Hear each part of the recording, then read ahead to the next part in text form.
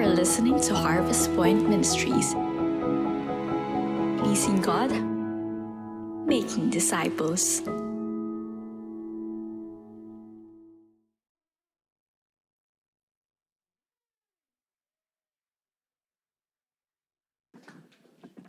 Magandang hapon. Afternoon.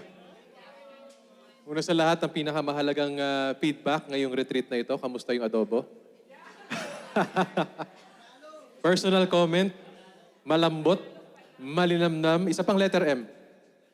Masarap. Oh, di ba? Adobong adobo. Salamat po sa Harvest Cafe. Sabi ko nga po kung may feeding of the 5,000 na milagro ang Panginoon, may milagro din nangyari today. The feeding of the 100, ilan na ba tayo? 120, 130 or so. Praise God. Lahat po ba naambunan ng adobo? Yes. Hindi man bitin? Sumobra pa. Paano mo nalamang may sobra? Kala ko may plastic bag dyan. Biro lang, biro. But at least lahat po tayo nakatikim na masarap na adobo. And tama po si Ma'am Leia, muli, dinan ko lamang po para magka-isa at ma-bless si Lord ang pamilya. Yung tatlong letter F po ang pinakamahalaga doon. Magkaroon tayo ng isang faith sa Panginoon at mga paniniwala sa buhay-buhay. Pangalawang F, gawing piyesta ang buhay pamilya. Paano? Paano tayo magkaroon ng one faith? Ano yung letter C? Ano yung key to having one faith? Communication. Okay? Pansinin natin paano natin pinag-uusapan at part ng communication, pag negotiate. Siyempre mahalaga, truth and love. Pangalawa, yung paano maging piyesta ang pamilya araw-araw.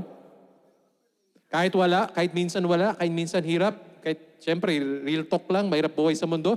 Paano maging feast pa rin? By letter A, affirmation. Hindi lang basta-basta affirmation, lalo sa mga bata, hindi basta-basta na, ay, galing-galing na anak ko, perfect ka, hindi. Yung mga nakakatulong na affirmation, based pa rin sa katotohanan, but said with love. And finally, ano yung pangatlong letter F na kailangan sa unity of the family? Favor. At sa lahat ng favor na pwedeng matanggap ng pamilya mo, sino ang pabor na kailangan ng pamilya mo? God's favor is who? Jesus Christ in your family. E natanggapin ho at maghari si Kristo. Paano mo nalaman naghahari na si Jesus sa pamilya mo? Kapag nandun na yung sabi natin, let's love. Pero may isa pang letter, sabi ko, let's take the L so we can take the W. Ano yung pangalawang L na kasama ng love? Long suffering. But sabi ko, you do not suffer in vain, basta you suffer in love. Let's pray one day, that the Lord will change the hearts of our family members at maging one family tayo. So ready na po ba tayo for the second session po? Alright po. But before that, let's have a word of prayer. Siguro to prepare our hearts, tayo muna po tayo at iunat natin hindi lang po ang ating katawan but also ang ating pong spirits. Let's also stretch our minds and our hearts that we may be receptive, open, and teachable. Heavenly Father, thank you for this day, Lord. Ngayon umaga pa lamang po lahat po kami talagang naulanan na po ng blessing ninyo, reminders ninyo, encouragements ninyo. I pray, Lord our God, lalo lamang pong sasarap, mas masarap pa sa adobo, mas sasarap pa ho ang aming samahan today, Lord our God, through the life testimony, Lord, and the sharing of the couple. We are so blessed to have invited today. I pray, Lord God, through their sharing at sa panel discussion, Lord, I pray, Lord, na lalo niyong pagyayamanin pa, lalo niyong gagawing mas malinaw pa at mas tagos talaga sa puso at sa buhay ang inyong encouragement for every family this year. Father, we commit ourselves to you, our families, tuloy pa ho ang pag-uusap-usap namin, but most importantly, tuloy-tuloy ang pangungusap ninyo sa bawat pamilya. Speak to us, Lord, and don't leave us here na pauwiin na walang baon-baon na pagmamahal ninyo. In Jesus' name we pray. Amen, amen. So just matter of mechanics po because ang mangyari ngayong hapon po is twofold. First is, meron po tayong sharing through our guest couple today, but the second part po is a panel discussion. So kung kayo po hindi familiar sa panel, ito po'y bagay ho na sinampulan natin nung Sunday. If you've been attending with us, ang atin pong word last Sunday sa marriage ay dinaan natin po sa pag-share ng mga pamilya at mga mag-asawa. Nandito ba kayo nung Sunday? Kung wala po, invited po kayo palagi po. Ituring nyo na pong tahanan po ito sa Pasig at sa Antipolo. May church din po tayo dyan. Tuwing Sunday po, tahanan po nating lahat. Pamilya ho natin ang Harvest Point. So, ito po ang magiging mechanics ho natin. I'll be asking lang po if ready lang po sila. Yung ushers ho natin. Nasaan na nga po ba yung ushers natin? They will be, I hope na-relay sa kanila, distributing pieces of paper sa mga tao pong nais mag-field ng questions for the panel discussion. Kasi I'm sure noong umaga at ngayong session na to, may mga tanong kayo na gusto itanong sa kanila sa panel ho natin. So, kung kailangan nyo po, para hindi ho tayo ma-overwhelm, hindi na ho tayo magbibigay ng text number, baka scammer pa makuha ko. Nasaan po ang ating ushers? Ready po ba yung mga scratch paper? Yes, very good. So, Sis Beth, kaya ba lahat sila bigyan? Kung sino lang ho may... Para hindi na po sila lalapit sa inyo. Opo. So during the session, aabot ni Sister Beth ang ushers yung piece of paper, may panulat po tayo. If not, sabihin nyo rin po sila, pwede magpahiram ng ballpen.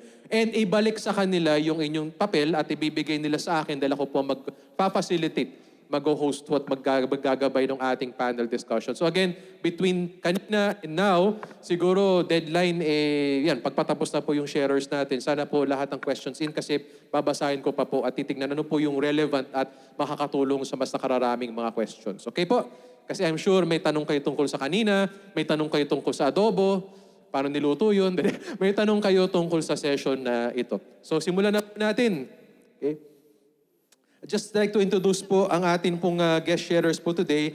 Ang goal ho nila, sabi ko nga sa kanila nung meeting kami, ikwento nyo lang yung katapatan ng Diyos sa buhay nyo bilang pamilya. Kasi minsan, dami ng aral minsan kailangan makarinig ka lang ng magandang kwento, tama po? Kailangan lang natin makarinig na totoo pala na faithful si Lord sa mga pamilyang united at faithful din sa Kanya. Meron pala akong pagkilos ng Lord. Minsan di natin nakikita, minsan di natin tanggap, minsan mahirap, minsan masakit, po. Pero sa kabila ng yan, nandyan po ang Panginoon. At yun po ang layunin nila. Ikwento lamang, they'd like to share God's faithfulness sa kanila and how they have responded in faithfulness. Diba, pag binless ka ni Lord, wala ka naman din ibang choice kung hindi maging faithful din at maglingkod at sa Kanya at mag-bless sa iba. So just to introduce po ang ating couple today, sila po ay mag-asawa. They have been married for 7 years now. At sila po ay tinatawag hong blended family. They'll be sharing more about these things, these terms later. Sila po ay pinagpala ng Panginoon ng 4 na anak. At sila po ay kasalukuyan po na ito talagang sa biglang ihip ng hangin ng Panginoon. They are now managing po isang bagong school. Hindi actually siya bagong school, pero naging bago na po siya because sa direksyon ng buhay, ng direksyon ni Lord sa kanilang mag-asawa. Yung kung familiar ho kayo kung taga-Cainta ho kayo, at familiar ho kayo dyan sa Mayda Village East, meron hong eskwela ho dyan sa entrada na ang dating pangalan po ay Divine Montessori. Ito po ay pinagkatiwala sa kanila at ngayon po ang tawag na ho sa kanya starting this school year ay Roots Academy at dyan ho talaga sila hinipan ni Lord to bless families through this school. Pag-pray natin ang favor ni Lord sa ganun po. And they've been faithful followers of the Lord, sharing their word, His word rather, sharing their stories po about His faithfulness, His power, and His love. So without further ado, let's give a warm Harvest Point welcome to VJ and Camille Prats Yambao.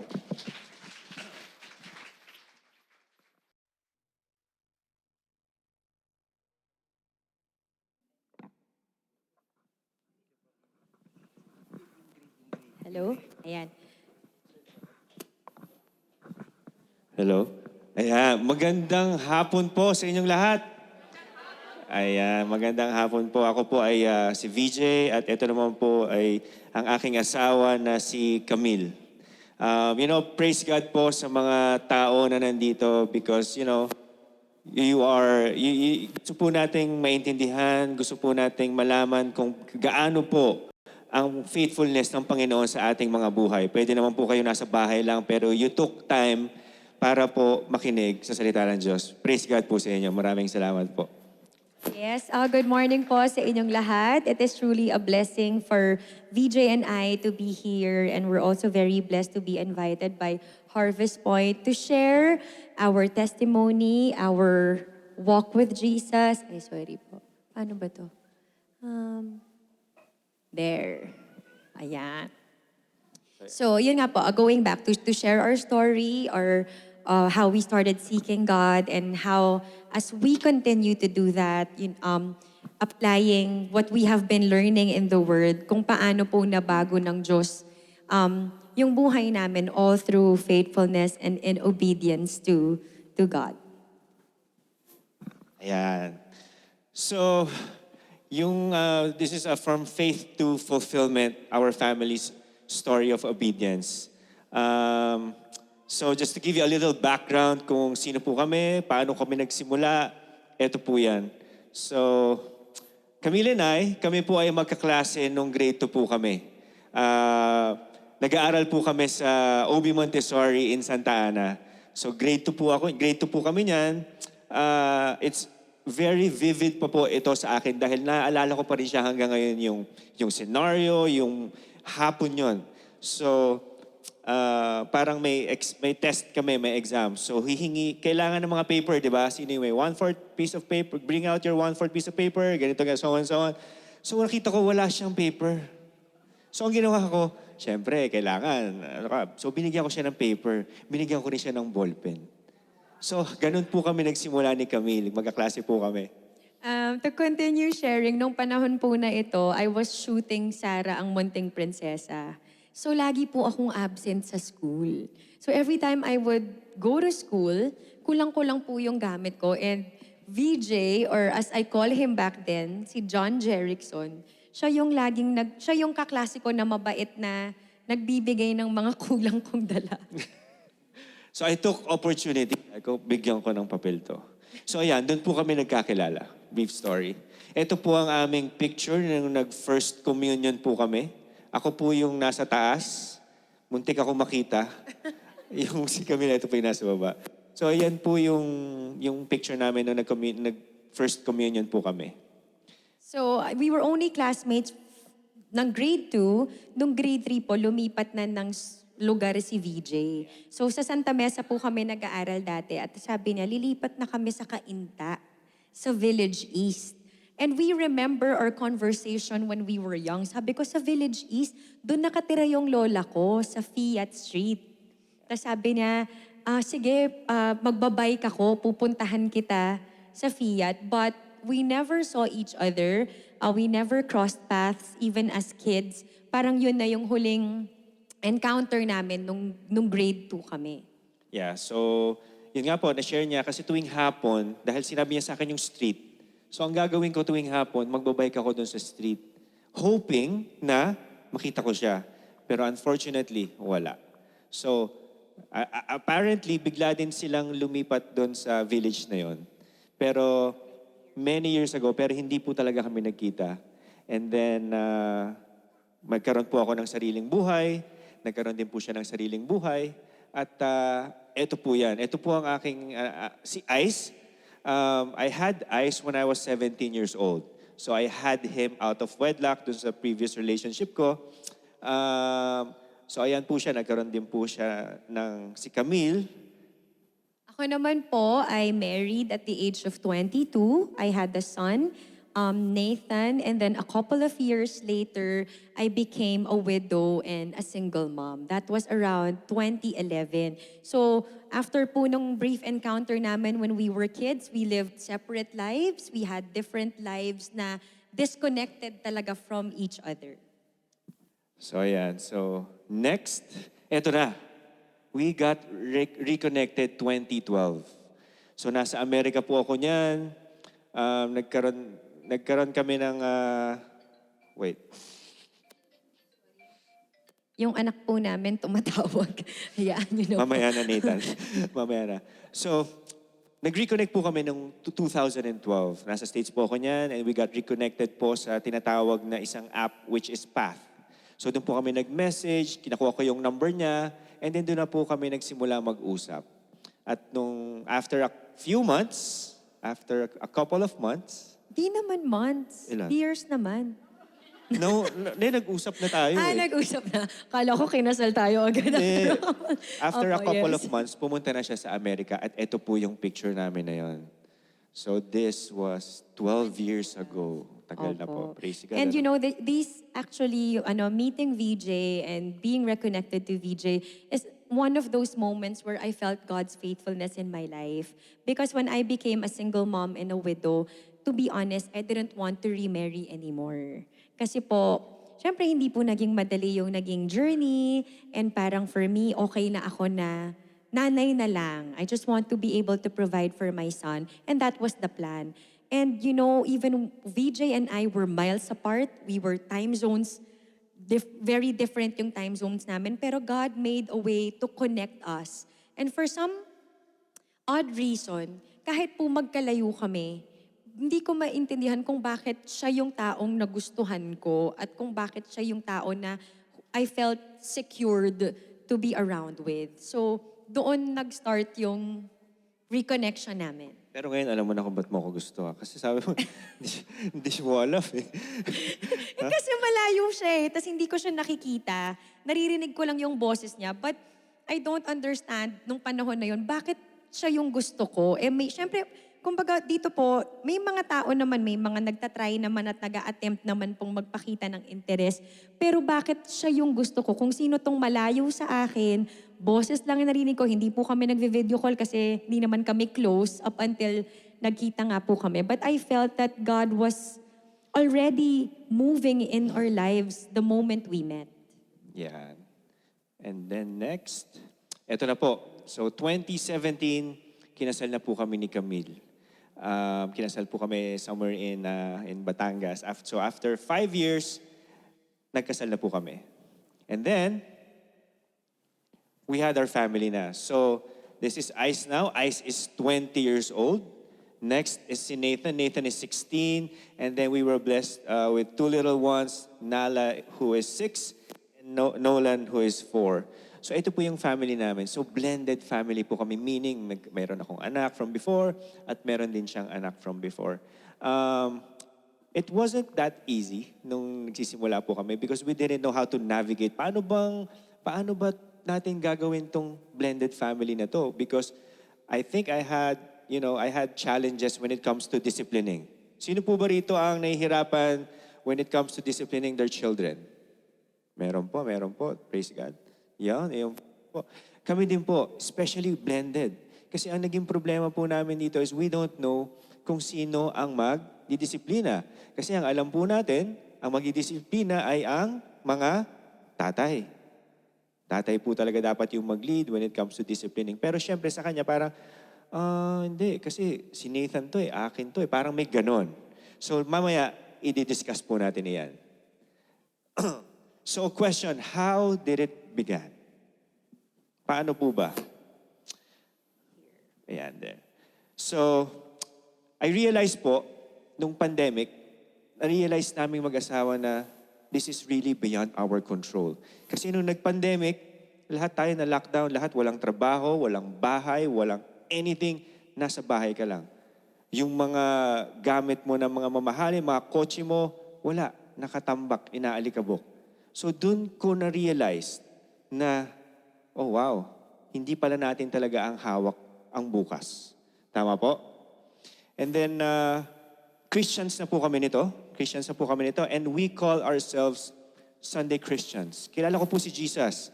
Kilala ko po siya, kilala ko po si God. Pero hindi ko po talaga isinasabuhay kung ano yung dapat mong gawin when it comes to following Jesus. Tama po? And then, hindi rin po kami nag-Bible study nito.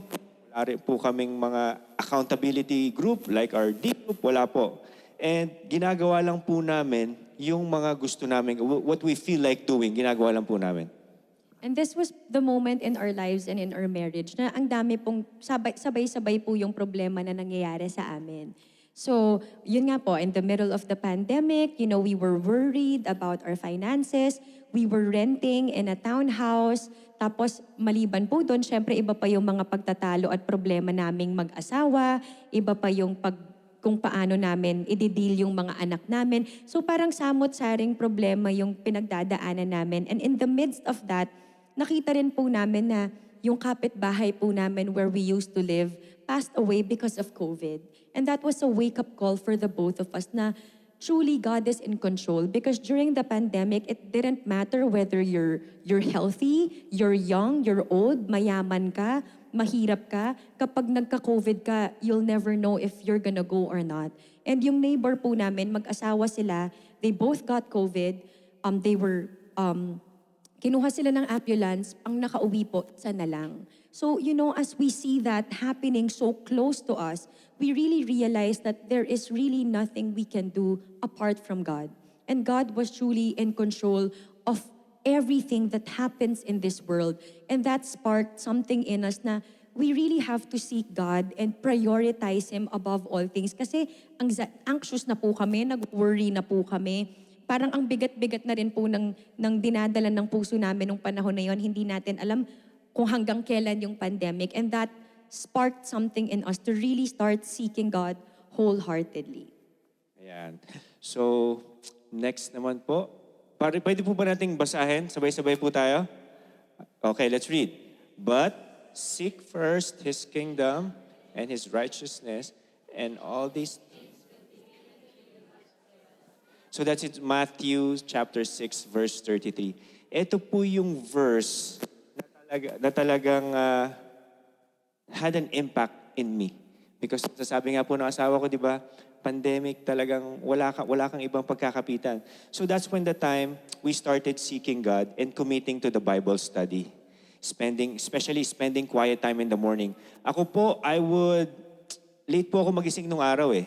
Pero nung nagkaroon na ng pandemic, I had that time to wake up early and to really have a quiet time with the Lord before my day starts. So naging habit ko po yung pagising na maaga, and then seeking God, and then praying to Him, and then talking to Him.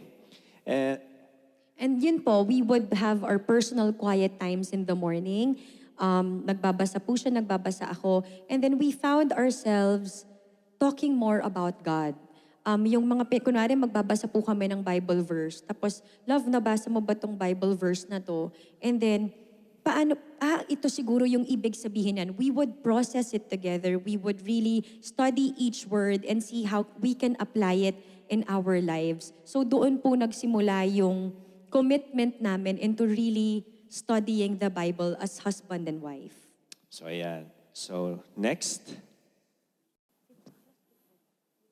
Wait Ano yan?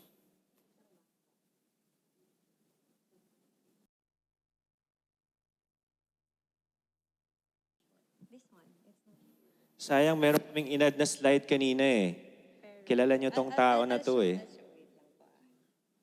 Kailangan nyo pong makita ito. Hindi na mahirap. Anyhow, let's... Yeah. Okay.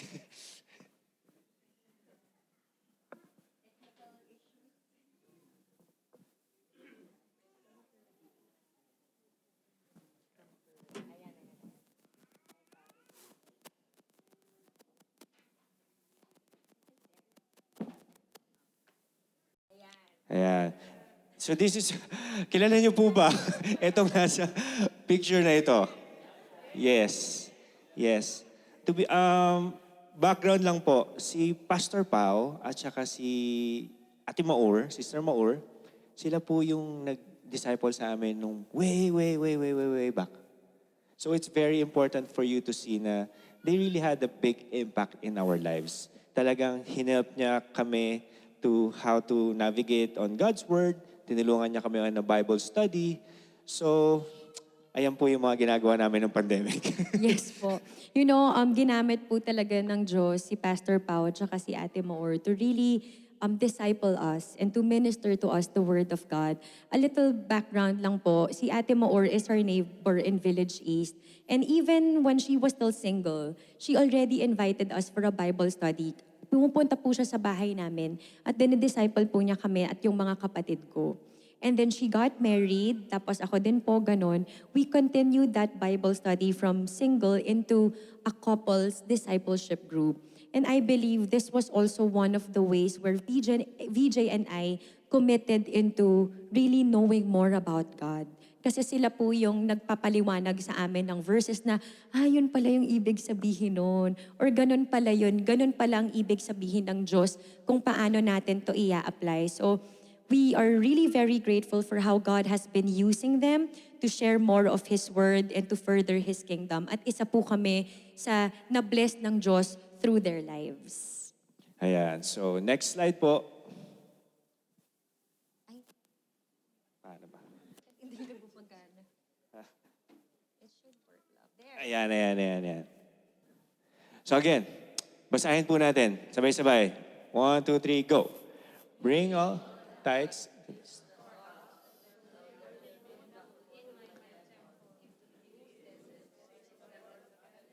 I will open the windows of heaven for you.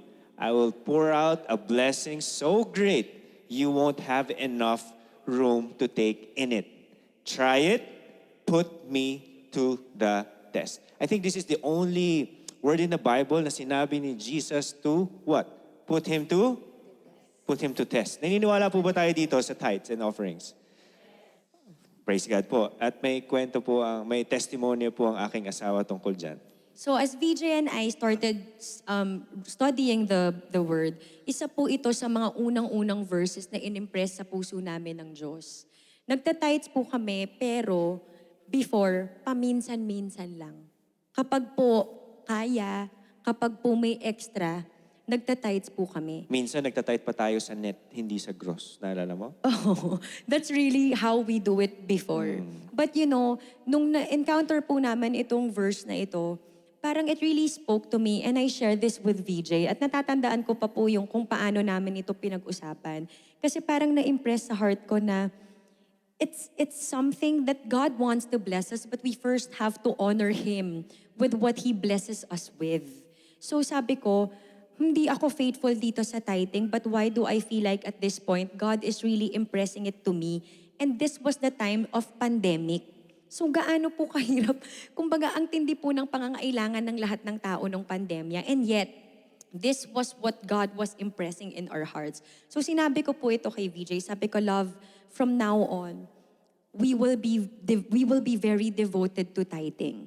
As in, walang tingin-tingin, walang bilang-bilang, walang compute-compute. Pag natanggap natin, automatic, the 10% we give or we transfer. And then one time po, para sa akin, kapag po kasi, di po ba 10%? So kapag po ako kumita po ako ng 30,000, 3,000, ang bilis ko pong i-transfer niyan. Wala na pong isip-isip. Pero pag kumita po ako ng 300,000, medyo mabigat na po yun sa isip ko. So pag nakita ko na yung ita-transfer ko, sa isip ko, naku, 30,000, grocery na namin to. Makukover na to nito kuryente namin. Pati yung ganito. Ang dami na pong pumasok. And as I think of that, I also felt God speak to me na parang, hane pa, kapag mababa yung kinita mo, agad-agad tina-transfer mo. Pero pag ganito ang kinikita mo, bakit biglang gusto mo nang itago yung tithe mo? And nung pumasok po yun sa isip ko, natakot po talaga ako. Sabi ko, ay, no. I got my phone, I transferred, and then I prayed to God na, Lord, tulungan mo ako. Tulungan mo ako na baguhin namin ni VJ ng asawa ko yung puso namin na uunahin ka namin sa lahat ng bagay. And this was not easy at first kasi ang tayo pong mga tao, ang una nating defense mechanism is to think of survival mode. Lalo na may mga anak tayo. But at this point, God was telling us na hindi. Ako muna ang unahin mo. Ako muna ang tignan nyo. And you know, as we do this po, we committed to tithing. We also felt how God started moving in our lives. Nung naging faithful po kami sa pagtatites, bigla po kaming nagkaroon ng mga trabaho sa bahay. We were offered all of a sudden to shoot TV commercials na sa bahay po namin kinukunan using iPhones kasi bawal nga pong magkita-kita nung pandemic. And this was how God provided for us. Yeah, ganda na sinabi, no? Let's not forget that God is, stewards lang tayo ni God. So kumbaga hindi talaga sa atin to. And ang importante siguro dito sa sinasabi ng asawa ko is, kailangan makita ng Diyos yung puso natin kung paano ba tayo when it comes to giving. Tama po ba? Ang heart po ba natin ay nasa tama when it comes to giving? Or ginagawa lang po natin ito because I had to do this? Magkaiba po yun. So I think that's very important, no? And the next slide po, ito po, ayan. So imagine po ninyo, sinishare po ng asawa ko, nagkaroon lang po kami kanina ng mga, hindi pala kanina, nagkaroon lang kami ng mga TVCs, mga TV commercial that never happened in our lives nung pandemic pa. Imagine, ginagamit ko lang po iPhone, ako po ang cameraman, ako po ang director, at ako rin po ang talent. Ako po lahat ang gumagawa nun. So, dinedire ko lang sa ganito gagawin nyo, so on and so on. And, and as I look at our house, and I also share this with Pastor Pao, sabi ko, hindi amin to. Hindi ko kayang gawin to. Hindi namin kayang gawin to without Him.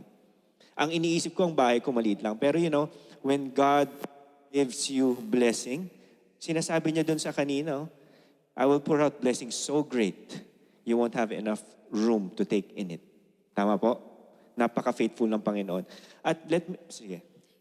Ito po, nung pandemic po kasi, wala po kaming planong magpatayo ng bahay kasi wala po kaming funds pa. Because syempre, ang hirap to start something when everything was uncertain. My father po owns a construction company at ang naging worry naman po niya ay wala ng trabaho ang mga tao niya. So wala po siyang ibang choice kung di kami ang gawin niyang project. So sabi na sa amin, sisimulan ko ng hukayin ang bahay niyo. Ang sabi namin, Dad, we don't have funds. At this point po, we only have about 300,000 pesos in our bank account. So sabi namin, imposible tayong makapagpatayo ng bahay. Mga July po to of 2020. Na ito lang ang pera natin at wala tayong trabaho at wala tayong kasiguraduhan kung paano tayo kikita. And as we do this, parang we prayed about it. And sabi namin, Lord, kung ito na ang tamang panahon para ipatayo itong bahay na ito, kayo po ang masusunod. So we said, o sige Dad, hukay lang naman. Ang sabi po niya, huhukayin lang daw, hindi pa itatayo. And we believed him. We believed him. But as that goes on, Love, do you want to share? Yeah, so in the middle of the, hukay-hukay, syempre kailangan po ng funds nun para hukayan, tama po, di ba? Hindi man libre yan. So, meron po ako dating business partner. May business partner po kami, may isa kaming product. And then, okay, ganda ng mga plans. Mga ganda plans, ito. So, we invested money to him, in short. And then, to cut the story short, hindi kami naging okay sa mga terms, when it comes to, when legal matters na. Kumbaga, hindi kami nagkasundo, hindi kami naging okay, hindi kami naging comfortable. Hanggang sa yung ininvest namin na pera, X amount of money, hindi na namin nakuha. At hindi lang po yun. Nag-away po kami, inaway niya po ako, marami po siyang mga sinasabi about me, to the point na kinurse niya ako, to become naging personal na po siya sa akin. And then you know what? Na-hurt ako. Ang sinasabi ng flesh ko, hindi, bumawi ka, ganito yung gawin mo, ha? Gumanti ka. Pero as I seek the Lord, sabi ko, Lord, tulungan mo ako, hindi ko alam gagawin ko dito sa sitwasyon na to. Fast forward, after a few, 9 months, maybe 10 months, imagine, so I was doing my morning walk in the morning. So palagi po akong tumatakbo dyan. And then that's the time that I used to speak to the Lord. That's the time I used to have quiet time with the Lord habang tumatakbo po ako. And then I meditate on His Word day and night. So, tapos na po ako tumakbo, umuwi po ako sa bahay nito. Pagka uwi ko, bigla pong nag-ring yung phone ko. And then apparently, yung tumatawag sa akin was my business partner before. Hindi po kami nag-usap nito after nung incident na nangyari. And then 9 months after, tumawag. Before you proceed, this was the time po na meron po kaming deadline na may babayaran po kaming supplier sa bahay. Because as you build the house, marami pong expenses yan. So sabi, binibill na tayo nitong supplier na to, kailangan na natin siyang bayaran, but we didn't have funds yet to pay that person. Naalala ko na kasi pinoprolong ko yung supplier. Sabi ko, next week na lang kasi ganito. Dami kong alibi, in short. Sabi ko, excuses. And then tumawag po yung business partner ko. And then sabi niya sa akin in a calm voice, ang sabi niya sa akin, VJ, I'm sorry. Ibabalik ko sa'yo yung investment mo. Buong buo. So, yun lang. Parang if you could see how you follow the Lord, kung nakita mo na, kung binawian ko yung tao na yon, kung naggalit ako sa kanya, gumanti ako sa kanya, hindi ko makikita yung blessings 9 months after. Tama po? Ganon po ka-faithful ang Panginoon. At that very, very crucial time na kailangan na po namin yung funds, the next day, dumating. Amen? Amen. Praise God po. Next po is our marriage. So, basahin nga po natin again, church. Keep this book of the laws always on your lips. Meditate on it day and night so that you may be careful to do everything written in it.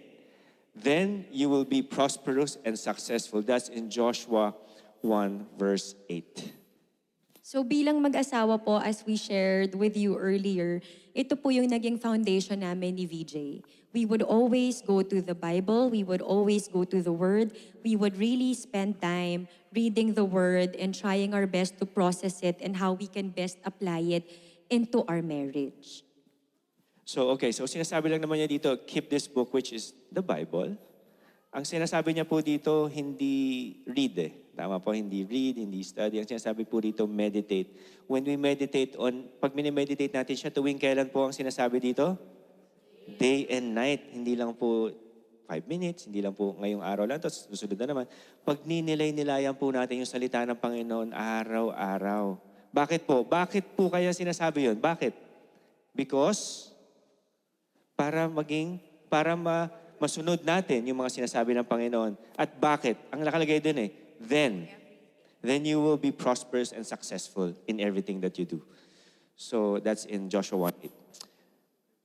Next. Husbands. Sino po mga husbands dito? Taas po ang kamay. Husbands. Marami. Basahin po natin. Lakasan po natin, ha? Husbands. Love. Parang nabibingi kayo. Again, husbands. As Christ loved the church and gave Himself up for her. Sino po ba rito yung church na sinasabi ni Jesus? Tayo, mga tao, tayo mga people po, no? Bakit? To make her holy and clean, washed by the cleansing of God's word. That's in Ephesians 5:25-26. So, kami po ni Camille, nung hindi pa po namin alam ang mga, ang mga scriptures, yung mga teachings dito sa Bible, palagi po kami nag-argue. At kapag kami ay nag-argue, heated arguments, talagang wala nagpapatalo. May point ako, may point siya. Tama po. Pero, ang naging, tinatawag ko po ito nung araw, naging referee namin ni Camille, which is the Bible. What does God say about this scenario? Anong tinuturo sa atin ng Panginoon? Ano ba, kapag ako ba ay galit, do I have to be really emotional about it? Ganon din po ba siya? Mag-share siya ng story, pinag-iisipan niya kung i-share niya. No, yun, before talaga, when VJ, pareho po kasi kaming alpha. Walang gustong magpatalo. And I think that's also one of God's ways of putting us together because for some reason, ako po, si VJ won't let me have my way. And that's God's blessing in my life because siguro ginagamit siya ng Diyos to put me in my position. Talagang sinusubok ko po talaga ito pero matigas po talaga siya, hindi siya nagbabudge. And before, na-hurt ako kung bakit niya ginagawa yun. But now I understand why God has put him in my life that way. So, husbands, nakita ko po ang mga kamay nyo kanina, we have two things na inuutos ng Panginoon para sa atin. One is to lead, and second is to love. Tama? So, ako po, ang ginawa ko po sa family ko, kasi for her to be able to submit to me, kailangan kasubmit-submit naman tayo, husbands. Tama po. Hindi naman sila magsasubmit sa atin, mga kababaihan, kung tayo po sa sarili natin ay hindi tayo kasubmit-submit. Tama po. So what I did po, I started leading my own family spiritually. Simple lang po ang ginawa ko. Mag-start lang po ng, alam mo, pag mag-pray tayo before doing this, simpleng ganun. And they would see na, okay naman pala yung ginagawa niya. Hindi lang naman pala yung sarili niyang gusto. Hindi lang yung sarili niyang naiisip na, hindi, lead ko kayo kasi ganito. No, but I have a basis, which is the Bible, which is God's Word. So question, what did God do for the church? Church is, again, referred as to people. Binigay niya ang buhay niya para sa ating mga tao. Tama po? And ang question ko sa inyo, as husbands, are we willing to do the same thing for our wives? Yan, dalawa lang naririnig ko Yes! Tama po, amen! Praise God po. Praise God po sa inyong mga husbands. Yes. Matayan ko. Ayan. Ayan. Okay, ako naman po sa mga wives. Asan po ba yung mga wives dito? Ayan. So can we read this together, wives? Submit to one another out of reverence for Christ. For wives, this means submit to your husbands as to the Lord. For the husband is the head of his wife, as Christ is the head of the church. He is the Savior of his body, the church. As the church submits to Christ, so you wives should submit to your husbands in everything. Ngayon, Pakiulit nga po ulit. ang tanong po, madali po ba ito o mahirap? Mahirap. You know, ako po, as I shared earlier, I was a widow and I was a single mom. So sa pag-iisip ko po, ang pakiramdam ko, kaya ko lahat. Wala akong hindi kakayanin. Wala na akong hindi kayang pagdaanan dahil sa pinagdaanan ko in the past. So when VJ came into my life, he started changing things. Maybe nabago po siya sa akin, sa anak ko. So sa isip ko, parang teka, bakit may isang tao na nagmamando-mando kung anong gagawin namin? At hindi po ako nasanay ng ganun. But as I read this verse, as I studied this verse, I realized na ito pala ang role ko bilang asawa. Na hindi pala role ng wives na sila ang nasusunod sa kabahayan. And culturally, bilang mga Pilipino, ito po ang kinalakihan natin. Tama po ba? Parang sa bahay po kasi namin, ang nasusunod po ay nanay ko. Kapag po nagpapaalam ako sa tatay ko, ang sinasabi ng tatay ko, tanong mo nanay mo. Safe na safe po palagi. So in our house, it's my mom who has the last say. So nung nag-asawa po ako, yun din ang thinking ko. Ako din ang may last say kasi yun po ang kinalakihan ko. But as I read the Bible, as we studied the Bible, I realized that it was all wrong. And dun po nabuksan ang isip ko na parang mahirap palang i-unlearn ang mga bagay na kinalakihan na natin. We have to be conscious to make an effort na baguhin ang sarili natin. So, to be honest po, nag-struggle po talaga ako na mag-submit sa asawa ko. But, you know, we had a lot of conflicts. We would have arguments. Kung paano po ako nagsimulang gawin to is that every time we would argue about something, at alam ko na pupunta to sa pagtatalo, tumatahimik na po ako. Tumatahimik ako and then I would slowly walk away kahit masamang-masama yung loob ko. And then I would pray. Kasi sabi ko, kung lagi kong kukontrahin yung gusto ng asawa ko, parang ako mismo, hindi ko siya ine-encourage na i-lead yung family namin. So sabi ko, Lord, tulungan mo ako. I don't know how to submit. I don't know how I can do this to my husband. But because this is what you are telling me to do, I will obey you. But you have to help me. Because I cannot do this, I am not like this. So as I do that, ang pinaisip po sa akin ng Diyos, Camille, mag-focus ka lang sa gagawin mo. Huwag mong tignan ang ginagawa ng asawa mo. Basta gawin mo kung ano ang pinapagawa ko sa'yo. There were times we would have to make a decision and I don't agree with his decision. Pero tatahimik na lang ako and I would pray for him. Sabi ko, Lord, kung ito ang ini-impress mo sa puso ng asawa ko, I pray for my husband kasi kayo lang po ang pwedeng magbago ng puso niya, hindi po ako. One of the things that we both realize is that we can never change our spouses.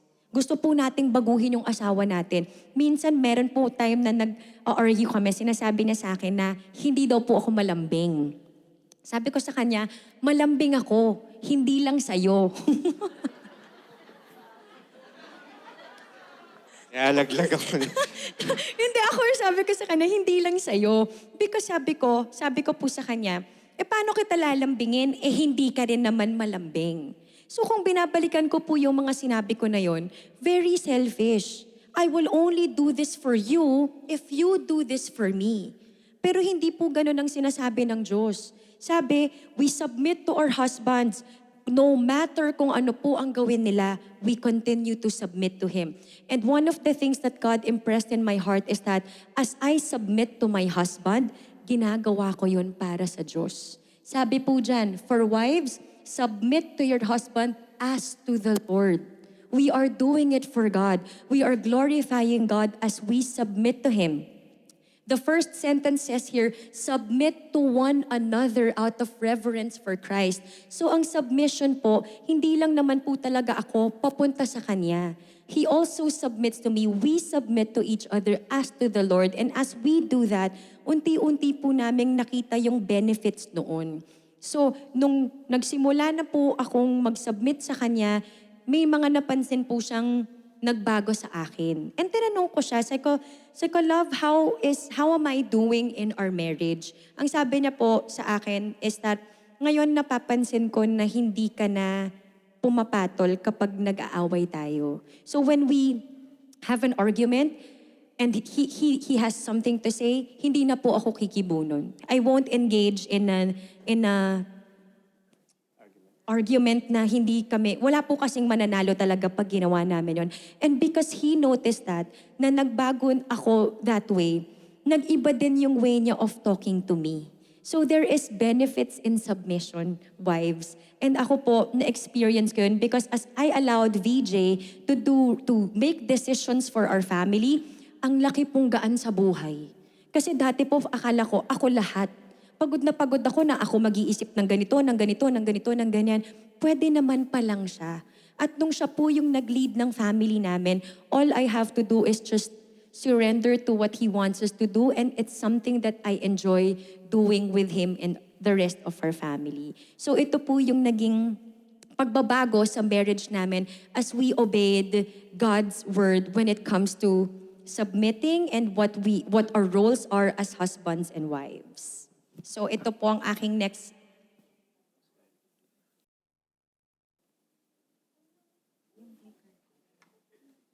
Ayan. So sino po ba ang naniniwala sa happy wife, happy life? Ayan. Di po ba? Ito po ang kasabihan na happy wife is a happy life. But then, these are one of the things that the world tells us. Diba? Ito po ang sinasabi ng mundo sa atin. Lalo na po sa mga asawa natin. Na sige na, para wala na lang issue. Pabayaan mo na lang. Pabayaan mo na lang, i-ano mo na lang, pagbigyan na lang natin or hayaan na lang natin na sila ang masunod para maging masaya ang buhay natin. But, para po sa akin, ito po ang bagong description. Can we all read it together?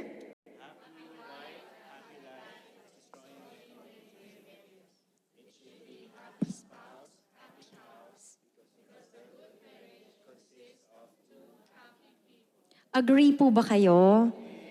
Yes, kasi a marriage is not just about a wife.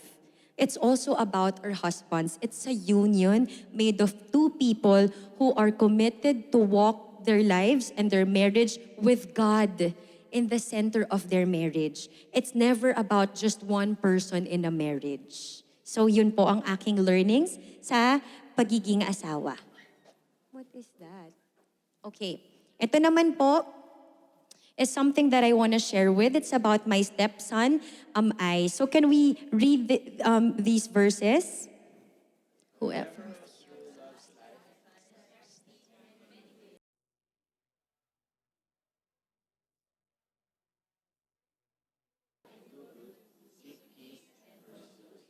So that's Psalms 34 verses 12 to 14. So kanina po na-share namin sa inyo na nagpapatayo po kami ng bahay. So as we were building this house, VJ shared with me na gusto po niyang tumira sa amin si Ice. Because Ice lived with his mom most of his life, most of his growing up years, doon po siya nakatira. And ito pong time na to, ito yung sinasabi sa akin ni VJ na gusto ko sa atin na tumira si Ice.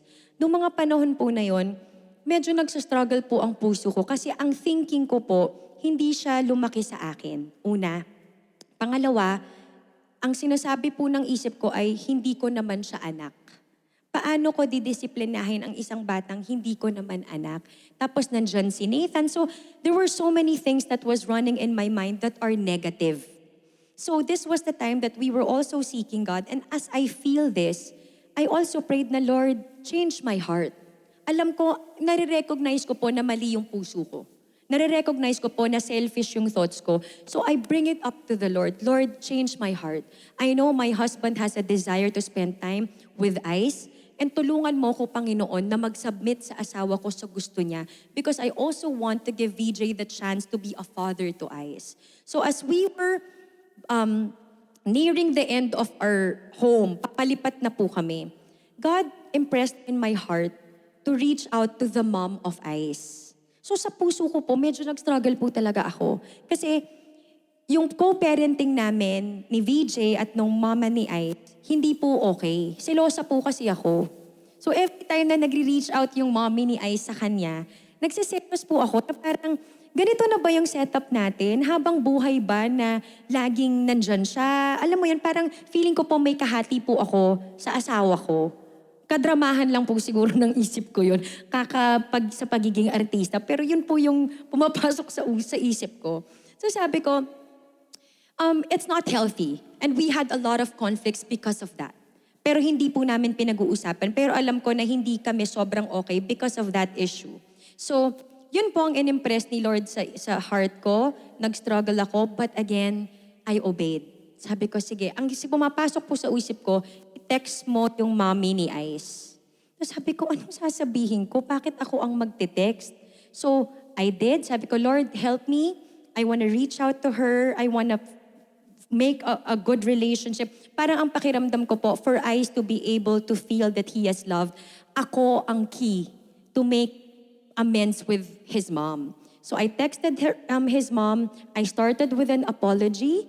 Sabi ko, humingi ako ng tawad sa lahat ng pains and everything na sakit na pinagdaanan namin or na idulot ko sa kanya sa mga naging desisyon namin ni VJ.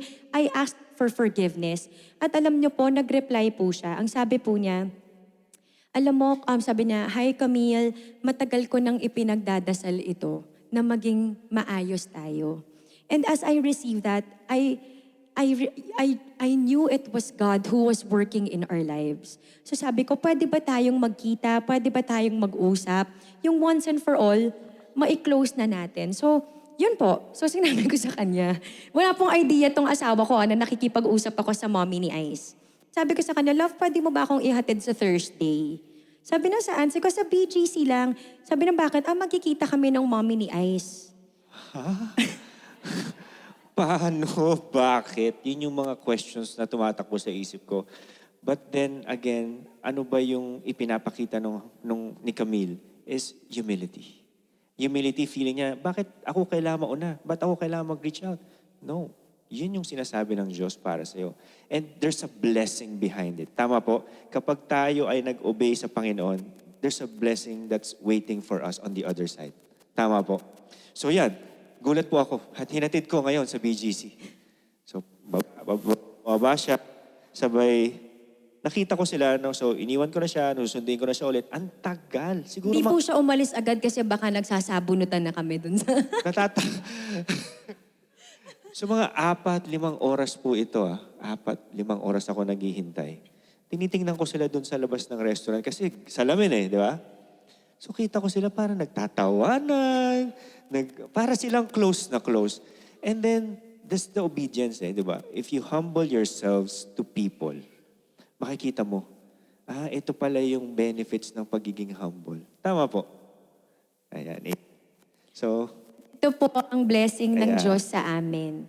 This photo was taken during the graduation of Ice. Both his parents, his mom and his stepdad, VJ and I were present during that time. And you know, iba po yung saya ni Ice nitong araw na to. Iba po yung ligayang naramdaman niya nung nakita niya na kaming mga magulang niya ay talagang gumawa ng effort na magkasundo kasi mahal namin siya. Kasi gusto naming maramdaman niya that we love him, that we prioritize him above anything, and that we want him to be happy.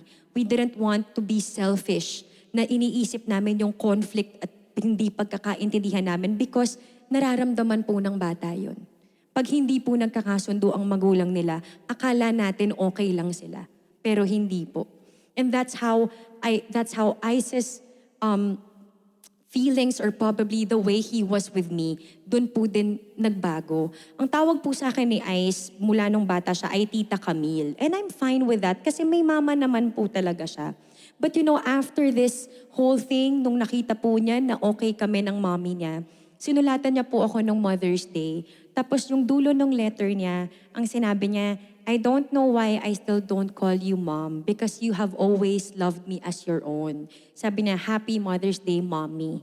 Nako, ang iyak ko po talaga. And you know, God has revealed to me na akala ko po nung una ako yung gumagawa ng sakripisyo para sa Kanya. But what I received is far greater than that because God showed me that someone who didn't even come from me can love me like a mom. At wala po sigurong papantay sa pakiramdam na makatanggap ka ng pagmamahal sa isang bata na hindi nanggaling sa'yo. And that's how faithful God is in our lives. Praise God po. Praise God po. Palakpakan po natin ang Panginoon. Praise God. Hindi ko ma-imagine itong picture na to. Mangyayari pala to. Pero yeah. So, ito po.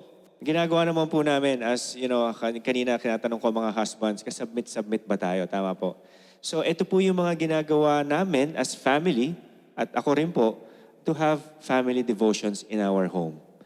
Ginagawa po namin ito once a week, at ako po yung nagli-lead nito. Basahin po natin, let's read Deuteronomy chapter 6, verses 5 to 6. Love the Lord your God with all your heart, and with all your soul, and with all your strength. These commandments that I give you today are to be on your hearts. Sabi niya, love the Lord your God with all your heart, soul, and strength. So, ito po. Next slide po. Ganun po. So, I am very intentional when leading my family and my kids to devotions. Bakit po? Kasi doon ko sila mas nakakausap, doon ko nakikita ang mga, nalalaman ang mga highlights at lowlights nila nung panahon, nung week na yon. And then I encourage them na mas, kumbaga, nagkaroon kami ng avenue kasi hindi ko naman sila nakakausap everyday because I'm busy at work, I'm busy with many things, at sila ganun din po sa school. So, that's why it's very important sa amin yung pagkakaroon namin ng family devotions. And not only that, siguro ang family natin yung makakakita kung talagang ginagawa po ba talaga natin yung mga tinuturo natin sa kanila. Because our kids, natuto lang po sila, bakit? Sa pag pinapanood nila tayo. Tama po? Kasi what they see is what they believe. Kung hindi ko po ginagawa yung mga dapat kong gawin, nakikita ng mga anak ko yun. At sasabihin sa akin ng anak ko, hypocrite ka, Papa. Kasi ito, tinuturo mo, pero hindi mo naman pala ginagawa. Tama po? It's useless. Kumbaga, useless po yung pagbabasa, pag-memorize, pag-meditate, kapag hindi po natin siya isinasabuhay. Tama po? And even to the wives po, no, as I see my husband really leading and being intentional in leading our family towards the Lord, syempre, sino po ba dito ang mga wives na hindi gusto na ang asawa nila ganito ang ginagawa sa pamilya nila? Parang lahat po tayo, ito yung gusto natin, no po? Because it really has something in our hearts na parang kung ang asawa ko, ito ang priority niya, sino ako para hindi sumunod sa kanya? Praise God. Praise God po. Praise God. Okay, so so again, aside from family devotions, ginagawa naman po namin, we also have a D group. So we have a discipleship group. Meron po kaming upline na dinidisciple po kami. At meron naman po kaming downline to disciple other people. So nag-start lang po ito yung downline namin May of last year. So 1 year na po kami. Praise God po yun. Dahil ako po ay ayaw ko I am uncomfortable when talking to people. Feeling ko introvert po ako eh. Ayoko nung parang, hey, kamusta? Naiilang po ako pag ganun. Especially kapag ganito po, nagsasalita sa maraming tao. It's beyond my comfort zone. Pero ito, this is what God called me to do. Feeling ko pa nga dati, ano ituturo ko dyan? Ako nga, palpak din minsan, di ba? Pero you know what? Gagamitin tayo ng Panginoon. Naniniwala po ba kayo dito na lahat po tayo ay gagamitin ng Panginoon to advance His kingdom? Tama po? Amen. So, let's read po. And let us consider how we may spur one another on toward love and good deeds, not giving up meeting together, as some are in the habit of doing, but encouraging one another, and all the more you see the day approaching. That's in Hebrews chapter 10, verse 24 to 25. So malaki po yung naitulong sa amin ng D-Group because this is our safe space to be able to share our struggles as a couple. And we also walk with other couples who follow the way of the Lord. Kasi po hindi po ba pag tayo, mag-asawa, may problema, tumakbo tayo sa ibang tao, ibang advice po ang ibibigay sa atin. Hiwalayan mo na yan. Hindi na yan worth it. Sayang ang buhay mo. Ang ganda-ganda mo pa. Habang bata ka pa, makakahanap ka pa ng iba. Hindi po ba yan ang advice na nakukuha natin eh. Meron pang YOLO, you only live once. Huwag mong sayangin ang buhay mo sa asawa mo na kung di ka naman masaya.